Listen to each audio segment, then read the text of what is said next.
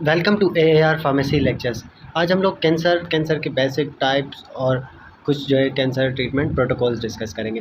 तो कैंसर एक Greek word है कार्किनोमा, जिसका मतलब है क्रैब। इसे क्रैब या कार्किनोमा क्यों कहा जाता है? क्योंकि इसमें जो ब्लड वेसल्स है ना, वो ऐसे फैल रही होती हैं, बिल्कुल क्रैब की तरह उनकी जो है शक्ल बन रही होती है। कैंसर एक जनरल टर्म है जो हेट्रोजीनियस ग्रुप ऑफ डिजीज़ को डिफ़ाइन करता है। इसमें क्या कैरेक्टरिस्टिक्स होते हैं? एक तो अनकंट्रोल्ड सेल ग्रोथ हो रही होती है, मतलब सेल जो है वो प्रोलिफरेट हो रहे होंगे, ग्रो कर रहे होंगे अनकंट्रोल्ड मैनर में। फिर वो जो है इन्वेड करता रहेगा बॉडी के डिफरेंट पार्ट्स तक, और वहाँ पे जो है नॉर्मल सेल्स डिस्ट्रॉय होना स्टार्ट हो जाएंगे। न्यूप्लाज्म का मकसद क्या होता है कि न्यू टिश्यू ग्रोथ, और ट्यूमर का मतलब होता है कि एबनॉर्मल न्यू टिश्यू ग्रोथ। ठीक है, अब जनरली होता क्या है कि किस तरह से जीन्स रिस्पॉन्सिबल होते हैं ट्यूमर जो है सेल ग्रोथ के लिए। अब पहले नॉर्मल अगर समझें, नॉर्मल प्रोटो ऑन्कोजीन्स हमारे पास होते हैं जो सेल प्रोलिफरेशन और सेल ग्रोथ करा रहे होते हैं, और साथ में जो है ट्यूमर सप्रेसर जीन्स होते हैं जो सेल ग्रोथ या प्रोलिफरेशन को इनहेबिट कर रहे होते हैं। तो दोनों बैलेंस में मौजूद होते हैं, तो उसकी वजह से नॉर्मल सेल ग्रोथ और प्रोलिफरेशन चल रही होती है। कैंसर में क्या होता है कि म्यूटेशन या जो है ना ओवर एक्टिवेशन हो जाती है ऑन्कोजीन्स की। ठीक है, ऑन्कोजीन्स एक्टिवेटेड हो गए या म्यूटेट हो गए, उसकी वजह से वो जो है मैलिग्नेंट सेल्स प्रोड्यूस करना शुरू करेंगे।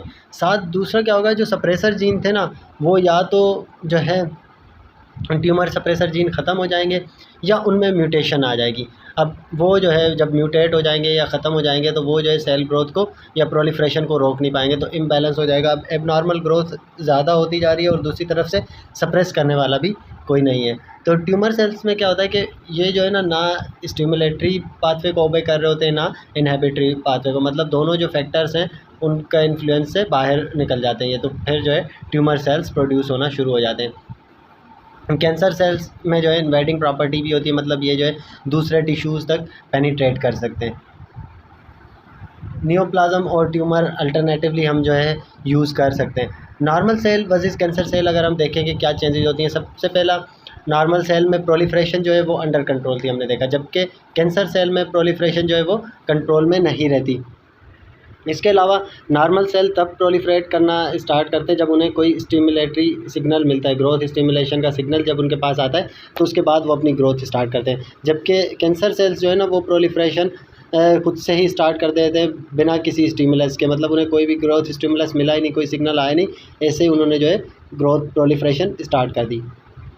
इसके अलावा नॉर्मल सेल जो है वो प्रोलिफरेशन बंद कर देते हैं जैसे ही उन्हें इनहिबिटरी सिग्नल मिलता है, जबकि कैंसर सेल्स क्या कर रहे थे उसके बरक्स, वो जो है इनहिबिटरी सिग्नल को फॉलो ही नहीं करते, उसको ओबे ही नहीं करते, तो इनहिबिटरी सिग्नल उन पे काम नहीं कर पा रहा होता, तो वो ओवर ग्रोथ होती रहती है। इन्वेजन एंड मेटास्टेसिस क्या होता है, कैंसर सेल जो है ना वो इन्वेड करता है सराउंडिंग टिश्यूज़ और ब्लड वेसल में, फिर जो है वहाँ से कैंसर सेल्स ट्रांसपोर्ट होते हैं सर्कुलेटरी सिस्टम के थ्रू डिफरेंट साइट्स तक। उसके बाद जो है कैंसर सेल जो है नई जगह तक पहुंच जाते हैं और वहाँ पे न्यू लोकेशन पे ग्रो करना स्टार्ट करते हैं। इन्वेजन हम किसे कहते हैं, जब भी कैंसर सेल जो है ना डीपर टिश्यूज़ और ब्लड वेसल्स में पेनिट्रेट कर जाए तो उसे कहते हैं इन्वेजन। मेटास्टेसिस ये जो है सेकेंडरी ट्यूमर मास जब बनना शुरू होता है प्राइमरी ट्यूमर मास से दूसरी जगह पे, मतलब एक जगह पे ट्यूमर मास क्रिएट हुआ, वहाँ से अब फैलता हुआ दूसरी जगह पे जाके उसने जो है सेकेंडरी ट्यूमर मास बना लिया, डेवलप हो गया, तो वो कहलाएगा मेटास्टेसिस। ब्लड वेसल्स या लिम्फेटिक सिस्टम के थ्रू हमने ऑलरेडी कहा कि कैंसर सेल्स जो है वो ट्रैवल कर रहे होते हैं, उसके बाद जो है वो दूसरी जो है साइड पे जाके ग्रो करना स्टार्ट कर देते हैं। सेल डिफरेंशिएशन किसे कहते हैं हम, कि स्पेशलाइज्ड सेल बनते हैं जब स्टेम सेल से, मतलब एक स्टेम सेल जो है वो different types of specialized cell में डिवाइड होता है या उनको जो है बनाता है। अब मैलिग्नेंट ट्यूमर और बेनाइन ट्यूमर में अगर हम डिफरेंस देखें, मैलिग्नेंट ट्यूमर में अगर ग्रोथ रेट देखें तो बहुत रैपिड होता है, जबकि बेनाइन ट्यूमर में स्लो होता है। इसके अलावा नेचर ऑफ ग्रोथ अगर हम देखें, मैलिग्नेंट ट्यूमर जो है वो सराउंडिंग टिश्यूज़ में इन्वेड कर रहा होता है, जबकि बेनाइन ट्यूमर जो है वो उसी टिश्यू के अंदर रहते हुए एक्सपांड कर रहा होता है। इसके अलावा स्प्रेड देखें तो मैलिग्नेंट ट्यूमर जो है ना वो मेटास्टेटाइज हो जाता है, मतलब वो ब्लड स्ट्रीम और लिम्फेटिक सिस्टम के थ्रू दूसरी साइट्स तक पहुंच जाता है, जबकि बेनाइन ट्यूमर स्प्रेड नहीं होता। इसके अलावा सेल डिफरेंशिएशन देखें तो मैलिग्नेंट ट्यूमर में जो है ना बहुत पुअर हो जाती है, सेल डिफरेंशिएशन प्रॉपर नहीं रहती, जबकि बेनाइन ट्यूमर में तकरीबन जो है नॉर्मल होती है सेल डिफरेंशिएशन। स्टेजेस अगर हम देखें कैंसर के, स्टेज 1, 2, 3, 4, तो स्टेज 1 जो है वो बेनाइन है, उसके बाद स्टेज 2, 3 और 4 जो है मैलिग्नेंट ट्यूमर होता है। दो तरह के सेल होते हैं जो ट्यूमर मास के अंदर, एक न्योप्लास्टिक सेल, दूसरे जो है reactive stroma. Neoplastic cells tumour parenchymal cells कौन से होते हैं, जैसे फंक्शनल सेल हो गए, एग्जांपल के तौर पे हमारे पास न्यूरॉन है। इसके अलावा रिएक्टिव स्ट्रोमा क्या होता है कि ये जो है ना सपोर्टिव फंक्शन प्रोवाइड कर रहे होते हैं, जैसे ब्लड वेसल्स है, इम्यून सेल्स वगैरह हैं, ठीक है। सपोर्टिव सेल्स को हम जो है स्ट्रोमल सेल्स कहते हैं। तो एक वो इन्वॉल्व होते हैं हमारे पास ट्यूमर मास के अंदर, जैसे न्यूरोग्लियल सेल्स हो गए। अब अगर हम बेनाइन और मैलिग्नेंट ट्यूमर की डिफरेंट टाइप्स देखें कि कौन कौन सी टाइप्स और किन टिश्यूज़ या जो है साइट पे हो रही होती है, ओरिजिन उनकी क्या है। सबसे पहले मेसेनकाइमल टिश्यूज़ के अंदर अब डिफरेंट ओरिजिन के जो है बेनाइन ट्यूमर और मैलिग्नेंट ट्यूमर हो रहे होते हैं। अगर फाइब्रस टिश्यूज़ का हो बेनाइन ट्यूमर तो उसे हम फिब्रोमा कहते हैं, जबकि मैलिग्नेंट ट्यूमर अगर फाइब्रस टिश्यूज़ का हो तो वो फाइब्रोसार्कोमा कहलाता है। इसी तरह अगर बेनाइन ट्यूमर फैटी टिश्यूज़ का हो तो लाइपोमा, जबकि मैलिग्नेंट ट्यूमर अगर फैटी टिश्यूज़ का हो तो liposarcoma. Benign tumour of cartilage chondroma, जबकि मैलिग्नेंट ट्यूमर ऑफ कार्टिलेजिस कहलाता है chondrosarcoma. Benign tumour of bones osteoma, जबकि malignant tumour of bones osteosarcoma. इसी तरह benign tumour of skeletal muscle rhabdomyoma, जबकि malignant tumour of skeletal muscle rhabdomyosarcoma. Benign tumour of smooth muscles leiomyoma, जबकि malignant tumour of smooth muscles leiomyosarcoma. इसी तरह benign tumour of blood vessels haem एंजियोमा, जबकि malignant tumour of blood vessels angiosarcoma. Benign tumour अगर lymphatic vessels का हो तो उसे lymph एंजियोमा कहते हैं, जबकि अगर वो मैलिग्नेंट ट्यूमर हो लिम्फेटिक वेसल्स का तो वो कहलाता है हमारे पास लिम्फो एंजियोसार्कोमा। इसके अलावा दूसरा पैरेनकाइमल टिश्यूज़। अब पैरेनकाइमल टिश्यूज़ की वजह से अगर इन्वॉल्व हो रहे हो जो कैंसर के अंदर, तो उसमें भी अब हमारे पास डिफरेंट है। अगर बेनाइन ट्यूमर स्किन सरफेस का हो, ठीक है, तो वो हमारे पास कहलाएगा स्क्वैमस सेल पेपिलोमा, जबकि अगर मैलिग्नेंट ट्यूमर हो स्किन सरफेस का तो वो कहलाएगा स्क्वैमस सेल कार्सिनोमा। इसी तरह अगर हमारे पास बेनाइन ट्यूमर होता है स्किन का तो बेसल सेल पेपिलोमा, जबकि अगर मैलिग्नेंट ट्यूमर होता है स्किन का तो वो बेसल सेल कार्सिनोमा। अगर हमारे पास बेनाइन ट्यूमर ग्लैंड का है तो एडिनोमा, जबकि अगर मैलिग्नेंट ट्यूमर है ग्लैंड का तो वो एडिनो कार्सिनोमा कहलाता है। पेपिलोमा किसे कहते हैं, पैरेनकाइमल टिश्यूज़ के अंदर जो है फिंगर लाइक प्रोजेक्शन बन जाती है ट्यूमर की, तो वो कहलाती है पेपिलोमा। इसी तरह एडिनोमा जो है सेल्स, एडिनोमा में क्या होता है कि सर्किल लाइक अरेंजमेंट बना लेते हैं सेल ना, तो वो कहलाती है एडिनोमा। सार्कोमा हमारे पास, अब आपने देखा होगा कि जितने भी जो मैलिग्नेंट ट्यूमर मेसेनकाइमल टिश्यूज़ के थे उन सबको हम कहते हैं सार्कोमा। वो सार्कोमा पे एंड हो रहे थे, चाहे फिर ओस्टियोसार्कोमा था, एंजियोसार्कोमा था, लियोमायोसार्कोमा, तो सब में आप देखेंगे कि मैलिग्नेंट ट्यूमर जो वो मेसेनकाइमल टिश्यूज़ का था वो सार्कोमा कहलाते हैं, जबकि मैलिग्नेंट ट्यूमर अगर पैरेनकाइमल टिश्यूज़ का देखेंगे तो वो कार्सिनोमा कहलाता है, ठीक है, चाहे फिर स्क्वैमस सेल कार्सिनोमा है, बेसल सेल कार्सिनोमा है, तो मैलिग्नेंट ट्यूमर ऑफ पैरेनकाइमल टिश्यूज़ जो है वो कार्सिनोमा कहलाता है। और जिनमें सिर्फ एंड में ओमा हो वो हमारे पास बेनाइन ट्यूमर होते हैं। अब इन सब में देखेंगे ओमा एंड में आ रहा है, एडिनोमा है, पेपिलोमा है या ओस्टियोमा, कोंड्रोमा, तो ओमा पे एंड हो रहा है। वैसे तो जितने भी कैंसर की टाइप्स हैं, सार्कोमा या आप पेपिलोमा देखें या जो है कार्सिनोमा, सब ओमा पे एंड हो रहे हैं तो वो कैंसर है। बट ये है कि जिनमें सिर्फ ओमा है, सार्कोमा या कार्सिनोमा वगैरह नहीं है, तो वो जो है हमारे पास बेनाइन ट्यूमर होते हैं,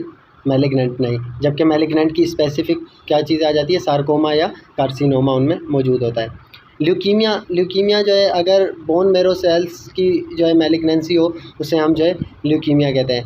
प्लूरीपोटेंट स्टेम सेल्स या मल्टीपोटेंट स्टेम सेल्स, अब जिसमें जो है सलाहियत होती है डिफरेंट सेल्स में डिवाइड होने की, उसमें अब दो हमारे पास फर्दर आ जाते हैं, माइलॉइड स्टेम सेल्स और लिम्फॉइड स्टेम सेल्स। माइलॉइड में आरबीसी, प्लेटिलेट्स, डब्ल्यूबीसी, जबकि लिम्फॉइड में हमारे पास T cell, B cells, natural killer sales.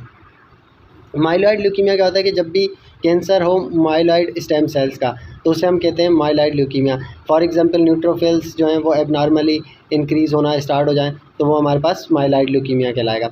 इसके अलावा लिम्फॉइड या लिम्फोसाइटिक ल्यूकीमिया किसे कहते हैं कि जब भी कैंसर हो लिम्फॉइड स्टेम सेल्स का, टी सेल्स हैं, बी सेल्स हैं, इनमें अगर कोई कैंसर होता है तो वो कहलाएगा लिम्फॉइड ल्यूकीमिया या लिम्फोसाइटिक ल्यूकीमिया। लिम्फोमा जो है वो सॉलिड टिश्यूज़ में होता है, जैसे लिम्फ नोड हो गए, स्प्लीन, थाइमस, बोन मैरो। तो ये जो सॉलिड ट्यूमर होता है लिम्फॉइड ऑर्गन्स का, उसे हम कहते हैं लिम्फोमा। मल्टीपल माइलोमा क्या होगा कि मैलिग्नेंसी ऑफ प्लाज्मा सेल्स, मतलब ऐसा मेन सेल जो एंटीबॉडीज़ को प्रोड्यूस करता हो, प्लाज्मा सेल जो होता है उसमें अगर मैलिग्नेंसी हो जाए तो वो कहलाता है मल्टीपल माइलोमा। स्टेजेस अगर हम देखें कैंसर के, तो ल्यूकीमिया के लिए तो हम स्टेजेस यूज़ नहीं करते, उसके अलावा जो डिफरेंट टाइप्स हैं कैंसर की उनके लिए स्टेजेस होते हैं, स्टेज 0, 1, 2, 3, 4। तो स्टेज 0 जो है बहुत अर्ली फॉर्म जो होती है, मतलब अपनी ओरिजिनल पोजीशन में जब होता है वो कहलाता है स्टेज 0। स्टेज 1 क्या होता है कि जब वो लोकलाइज्ड हो जाए, मतलब उन लोकल टिश्यूज़ के अंदर कैंसर जो है वो फैल जाए। फिर स्टेज 2 हमारे पास अर्ली लोकली एडवांस, मतलब वहाँ पे लोकल टिश्यूज़ में अब जो है एडवांस होना शुरू हो गया है कैंसर सेल्स और अर्ली स्टेजेस में, तो वो कहलाएगा स्टेज 2। स्टेज 3 क्या होगा कि लेट लोकली एडवांस, मतलब अब जो है लोकल टिश्यूज़ में तो है कैंसर सेल्स, मगर बहुत जो है एडवांस स्टेज पे जा चुके हैं, लेट एडवांस स्टेज तक पहुंच चुका है। जबकि स्टेज 4 में क्या होता है कि मेटास्टेटाइज्ड हो जाता है, मतलब वो अब जो है कैंसर सेल्स उस टिश्यूज़ से दूसरे टिश्यूज़ तक या दूसरी साइट्स तक पहुंचना शुरू हो गया है, तो मेटास्टेटाइज हो चुका है। तो स्टेज 1 और 2 जो है वो इजीली रिमूव किए जा सकते हैं, वो इनिशियल स्टेजेस तक होते हैं।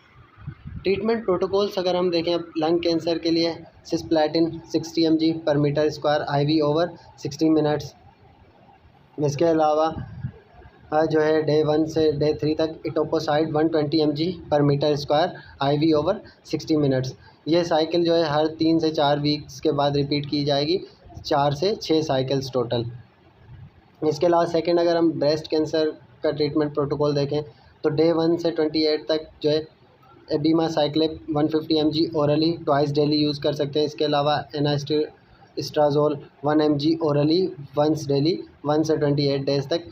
ये साइकिल जो है हर 4 हफ्ते के लिए रिपीट करेंगे अप टू 5 ईयर्स।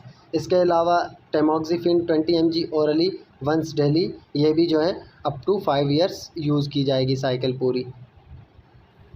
बहुत शुक्रिया वीडियो लेक्चर को देखने का।